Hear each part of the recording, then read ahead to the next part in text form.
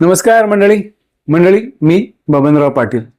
Flying movement उडता उडता हे आपल्या YouTube चॅनलमध्ये मी सर्वांचं मनपूर्वक स्वागत करतो. सध्या नितीन दादा बरोबर चला कविता वाचूया ही आमची कवितांवरची सिरीज सुरू झाली आहे. आज मी दादाला गुगली टाकणार आहे. तो गुगली असा आहे की दादा तू एवढ्या कविता लिहिल्या आहेत, एवढं सगळं काही तू करतोय, पण तुझ्या कॉलेज जीवनामधली अशी एखादी कविता सांग की जी तुझ्या आयुष्यभर स्मरणात राहील, तिला काहीतरी मिळालंय अशी आम्हाला काहीतरी सांग. आता तर ठीक आहे, आता बाकीचे आम्ही ऐकलं, पण आम्हाला ती कविता ऐकू.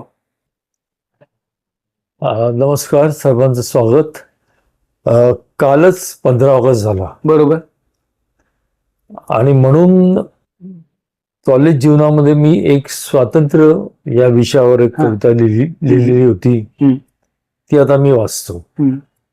कारण त्याचं असं झालं की 70 साली साधारणतः आपल्याकडे टीव्ही आला होता, दूरदर्शन. त्यामुळे नव्याने होतं ते सगळं, आणि त्याच्यावर एखादाच चॅनल असायचं. म्हणजे कसं आमची माती आमची माणसं किंवा आजचे कार्यक्रम, युवदर्शन, 7:30 वाजता बातम्या म्हणजे असं. आणि ती सर्व माणसं आपल्याला, प्रदीप भिडे आणि स्मिता तळवलकर सगळी माहिती असायची आपल्याला, आनंद भावे, असं सगळे छोटस म्हणजे एक चॅनल असायचं त्यावेळेस. तर त्यावेळी एक युवदर्शन नावाचा एक चॅनल होता. त्याचं संचालन मला वाटतं कैलासवासी अभिनेते, ग्रेट अभिनेते विनय आपटे यांनी केलेलं होतं. आणि त्या वर्षी 1977 साली 15 ऑगस्टला आपल्याला स्वातंत्र्य मिळालं. 15 ऑगस्ट 1947 साली. तर 30 वर्ष झालेली होती 77 साली. म्हणून त्यांनी टीव्हीवर जाहीर केलं की स्वातंत्र्य या विषयावर कविता मागवलेल्या आहेत 25 वर्षांच्या खालील युवकांसाठी. अच्छा. आता बहीण माझी जी आहे, तिच्या मैत्रिणी पण, आणि त्याला माहिती होतं मी थोडस कविता लिहितो, तर बहीण माझ्या मागे लागली, तू कविता पाठव. आता म्हटलं विषय देऊन कविता लिहिणं हा का माझा पेंड नव्हता. म्हटलं पाहिजे, दुर्लक्ष केलं. त्यावेळी मी BSc करत होतो. BSc ची एक्झाम झाली होती आणि रिझल्ट अजून 2 महिने होते योगायोगाने. आणि आमचा असा 11 जणांचा एक ग्रुप होता, म्हणजे टीम होती. ओके. आम्ही अक्षरशः MSc बरोबर, MA बरोबर, BA बरोबर अशा मॅचेस पण खेळायचो, एकत्र कॅन्टीनला जायचो, नाक्यावर उभे राहायचो एकत्र, आणि मध्येच कोणाला झटकायचं. शारदा टॉकीजला कोरा लागलाय, चला धावा, आणि धावत धावत जाऊन धावती बस पकडून तिकडे मॅटिनी शोलावर जायचं. तर असे आम्ही एकत्र असायचो. तर आता सुट्टीमध्ये सुद्धा एकत्र आम्ही, हाजी अलीला एक आमचा मित्र होता, त्याच्या घरी गेलो होतो. आणि दुपारी बस स्टॉपवर उभे होते येण्यासाठी, आणि कुठेतरी ते सबकॉन्शियस माइंड मध्ये बहिणीने सारखं मागे लागलं. बहिणीचं नाव सविता. अच्छा. सविता आणि कविता अगदी अनुप्रास जुळून येतं ते. ती मागे लागल्यामुळे ते सारखं ते मनात होतं कुठेतरी कविता. म्हटलं स्वातंत्र्य या विषयावर, स्वातंत्र्याची मुळात मध्यवर्ती कल्पना काय, ही ओळ माझ्या डोक्यात त्यावेळेस त्या बस स्टॉपवर आली. पण अर्थात आमचा जो क्राऊड होता त्यांना ती कोणी कवितेवर डिस्कस आम्ही करायचं नाही, ती अशीच विरून गेली. 2 दिवसांनी मी घरी आलो, आणि सकाळी 10च्या सुमाराला असा 4थ्या मधलं आमचं घर होतं, साहित्य संस्थेमध्ये, मस्त वरती आकाश. आणि मी चहा मला आवडता, मी चहा पीत बसलो होतो. घरातले सगळे गेले होते, मी एकटाच होतो आणि बसलो होतो असा आकाशातले पक्षी बघत. आणि अचानक माझ्या डोक्यात ती ओळ आली, स्वातंत्र्याची मध्यवर्ती कल्पना काय. मीच विचार करायला लागलो की काय असेल. आणि ज्वलंत, त्यात अन्यायावर तर आलाच पाहिजे ना. आणि अन्याय हा आपण कुठे बघतो, आपण मध्यमवर्गीय हे असे आपले अन्याय कसले, तर खाली झोपडपट्टीत उभे तर असणार. म्हणून मला एक ओळ सुचली की स्वातंत्र्याची मध्यवर्ती कल्पना काय, अशी चौकशी करीत मी आजकाल झोपडपट्टीतून प्रवास करतो. असं सुचल्यावर मी लगेच कागद घेतला आणि पेन घेतलं आणि तुला खरं सांगतो बाबन की मी काय होतं ते मंतरलेलं ते क्षण की मी एक टाकी ती कविता लिहिली, अक्षरशः एक टाकी कविता. म्हणजे त्यात कुठेही खाळाखोड नाही, काही नाही. असं फार रेअरली होतं. ते झालं खरं त्यावेळेस. ती कविता तुम्हाला वाचून दाखवतो. नक्की. स्वागत आहे, स्वागत. त्या कवितेचं नाव असंच आहे की स्वातंत्र्याची मध्यवर्ती कल्पना असं त्या कवितेचं नाव आहे. स्वातंत्र्याची मध्यवर्ती कल्पना काय अशी चौकशी करीत आजकाल मी झोपडपट्टीत प्रवास करतो. स्वातंत्र्याची मध्यवर्ती कल्पना काय अशी चौकशी करीत आजकाल मी झोपडपट्टीत प्रवास करतो.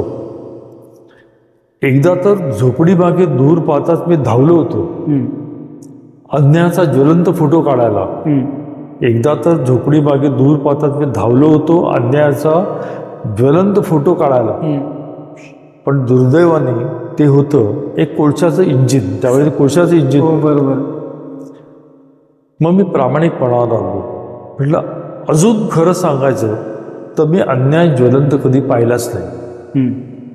अजून खरं सांगायचं तुम्ही अन्याय ज्वलंत कधी पाहिलाच नाही. तुम्ही खरं सांगा उघड्या डोळ्यांनी तुम्ही कधी खराखुरा सूर्य पाहू शकलाय काय? क्या बात आहे. रात्रीनंतर सूर्य उगवतो एवढाच पारंपरिक अर्थ स्वातंत्र्यालाही लागू पडलाय काय? असा किती काळ लोटला असेल सूर्याचेही वय वाढले असेल झाडांचेही आणि स्वातंत्र्याचेही. पण त्याची पाळेमुळे कितीशी खोलवर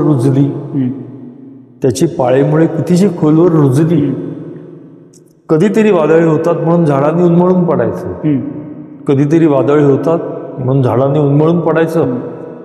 कुणीतरी इशारा देतो म्हणून माणसाने लढून मरायचं. असल्या अगाध अज्ञानाचा हिशोब कुणी कधी मांडलाय काय? क्या बात आहे. हेही कधीतरी व्हायला हवंच आहे. एखादं झाड स्वतःहून उन्मळून पडायला हवं आहे. इथे नक्कीच वादळे होतील. एखाद्याने स्वतःहून पेटून उठायला हवं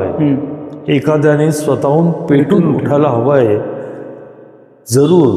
जरूर एखादा पेटून उठेल कधी